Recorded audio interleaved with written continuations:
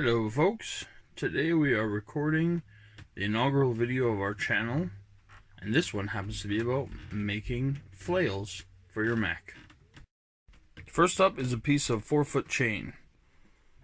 It's made of steel, and this will be the body of your flail. Next up is a 6-inch black pipe nipple.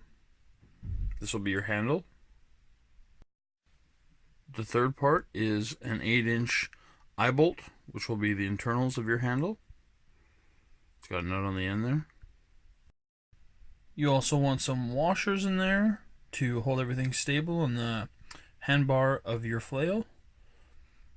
And they're pretty cheap, so get a bunch of them so you have spares. And finally, a quick link to attach your chain to your eye bolt. As you can see, it all goes together lickety-split. Depending on the thickness of your eye bolt, it might take a little muscle power to get it onto the link here. But it worked, and now we have the basis of our flail. And this is the final proto product. See, we've got a washer up there at the base of the bolt, and one on the bottom here with the nut. You might want to use some Loctite or some other type of glue on the nut just to hold everything's stable. And you want it to turn inside the handle if you can, but it's not super important. I was testing this out earlier and it's very deadly. Now this is the prototype without any kind of weighted heads or anything, just the basis of your flail.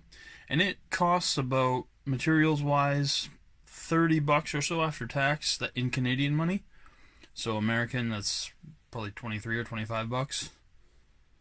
But yeah, it's a fairly cheap project to make some kick-ass weapons for your mech.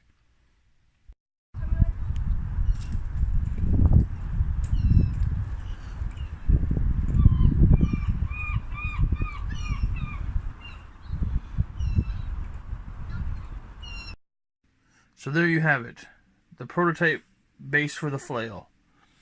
This is going to be the first in this series of weapons for mechs. Hope you enjoy.